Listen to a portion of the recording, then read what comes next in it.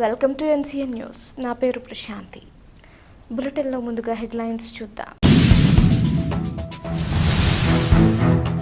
ప్రజా సంక్షేమమే కూటమి ప్రభుత్వ ధ్యేయం. రాష్ట్ర మంత్రివర్యులు కందుల దుర్గేష్.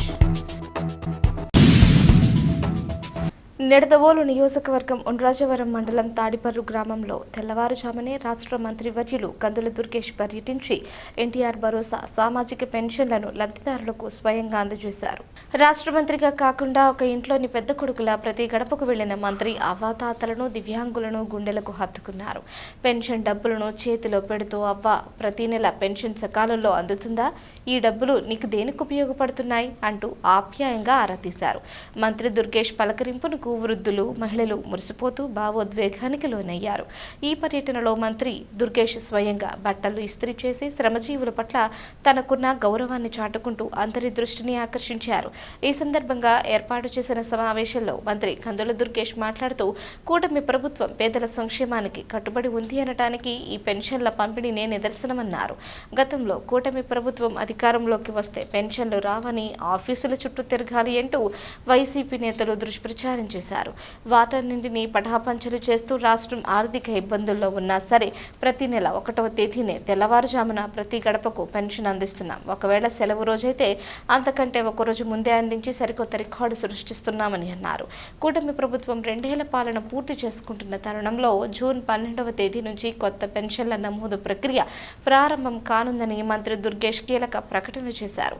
ముఖ్యమంత్రి నారా చంద్రబాబు నాయుడు, ఉప ముఖ్యమంత్రి పవన్ కళ్యాణ్ల నేతృత్వంలోని ఈ ప్రభుత్వం ఒక సాహసోపేతమైన ప్రభుత్వం అని కొనియాడారు. ఈ కార్యక్రమంలో కూటమి నాయకులు, కార్యకర్తలు పెద్ద సంఖ్యలో స్థానిక ప్రజలు పాల్గొన్నారు.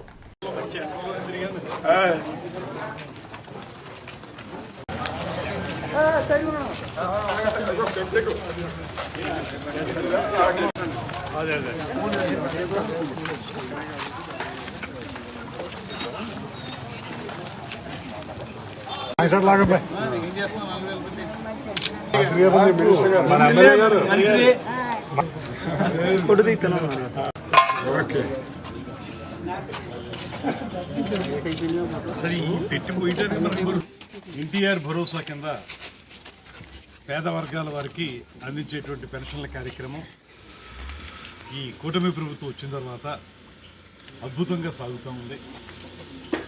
ఎన్నికలకు ముందు వైఎస్ఆర్ కాంగ్రెస్ పార్టీ వాళ్ళు చాలా మాటలు చెప్పారు.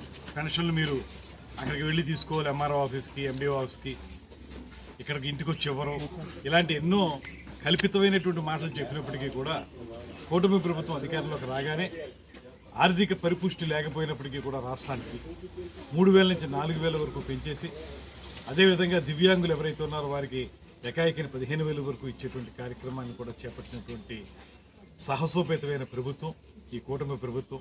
ముఖ్యమంత్రి చంద్రబాబు నాయుడు గారు, ఉప ముఖ్యమంత్రి పవన్ కళ్యాణ్ గారు, పైన మనకు సహకరిస్తున్నటువంటి నరేంద్ర మోడీ గారు, ఈ ముగ్గురు కలిసి ఇవాళ పేద ప్రజల సంక్షేమం కోసం చేపడుతున్నటువంటి అనేక కార్యక్రమాల్లో ఎన్టీఆర్ భరోసా కార్యక్రమం అద్భుతంగా సాగుతుంది.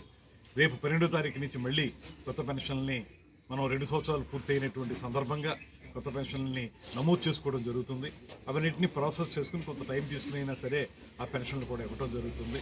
మొత్తంగా రాష్ట్ర ప్రభుత్వం అన్ని వర్గాల వారికి మంచి చేయాలనేటువంటి ఆలోచనతో ఒక పక్కన పేద వర్గాల వారికి పెన్షన్ల ద్వారా, అదేవిధంగా రైతులకి ధాన్యం కొనుగోలు వెంటనే డబ్బు వేయటం అనేటువంటి కార్యక్రమం, వాళ్ళు రైతు భరోసా ఇచ్చేటువంటి కార్యక్రమం, ఇలాంటివన్నీ వరుసగా చేసుకుంటూ సస్యశ్యామలంగా ఈ రాష్ట్రాన్ని ముందుకు తీసుకెళ్లాలనేటువంటి ఆలోచనతో ముఖ్యమంత్రి గారు చేస్తున్న ప్రయత్నాన్ని అందరూ ఆశీర్వదించాలని మనస్ఫూర్తిగా కోరుకుంటూ, ఇవాళ తాడిపర్రు లాంటి గ్రామంలో పేద వర్గాల వారు, వెనకబడిన వర్గాల వారు ఉన్నటువంటి ప్రాంతంలో పెన్షన్ డిస్ట్రిబ్యూట్ చేస్తున్నామని అందరూ కలిసి 3 పార్టీలకు సంబంధించిన నాయకులు కలిసి అందరూ కూడా ఆనందం చెప్తున్నారు. ప్రతి ఒక్కరూ కూడా ప్రతి నెల మా క్రమం తప్పకుండా వస్తుందండి, అందరూ ఇళ్లకు వచ్చి పొద్దున్నే ఉదయాన్నే 6 గంటలకే ఇచ్చేస్తున్నారు అనేటువంటి మాట వారు అందరూ చెప్తున్నప్పుడు ఇది ప్రభుత్వానికి ఆశీర్వాదం అనేటువంటి మాటను కూడా నేను నమ్ముతున్నాను.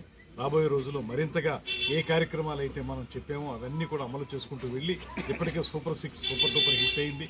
ఇంకా రాబోయే రోజుల్లో మరిన్ని కార్యక్రమాలు చేసి ప్రజా సంక్షేమమే ధ్యేయంగా ఈ ప్రభుత్వం ముందుకెళ్తుందనేటువంటి మాటను తెలియజేస్తున్నాను.